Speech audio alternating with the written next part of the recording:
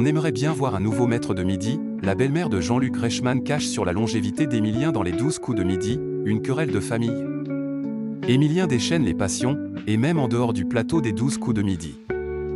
Depuis septembre 2023, il règne en maître sur le plateau du jeu de Jean-Luc Reichmann. 18 mois plus tard, le jeune étudiant en histoire est bien décidé à conserver encore son précieux trophée. Il faut dire qu'il a battu tous les records, des coups de maître multiples, des étoiles mystérieuses à foison et des bonnes réponses en série. Et pour le soutenir, il peut compter sur sa famille. Le dimanche 18 mai dernier, Emilien a pu compter sur la présence de sa grand-mère Yvonne pour performer une nouvelle fois. Cette dernière était fière, son petit-fils était sur le point de passer la barre des 600 participations. Mais quelle histoire! C'est de votre faute en plus, a lâché Jean-Luc Reichmann.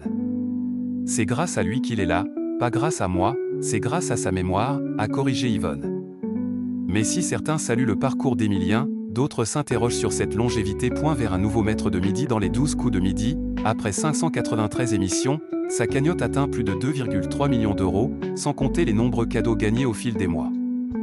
De quoi forcément susciter quelques réactions. Ce lundi 19 mai 2025, Jean-Luc Reichmann a partagé une vidéo sur ses réseaux sociaux.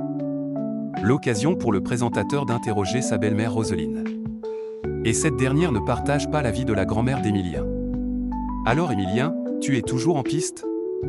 Écoute, je vais t'avouer quelque chose, je pensais que, peut-être, tu allais décider, comme Xavier l'avait fait, mais pour d'autres raisons, de t'en aller, a-t-elle lancé. C'est peu dire, Roselyne est cash. Et puis, je vais quand même t'avouer que, avec tout le respect que j'ai pour toi, on aimerait bien voir un nouveau maître de midi, a-t-elle complété. Voilà, c'était le petit message de ma belle-mère.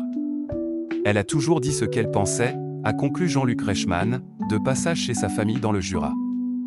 De son côté, tout n'a pas toujours été simple pour Emilien. Derrière les sourires et les victoires impressionnantes, le jeune Vendéen a traversé de nombreuses périodes de doute et de fatigue en raison des tournages.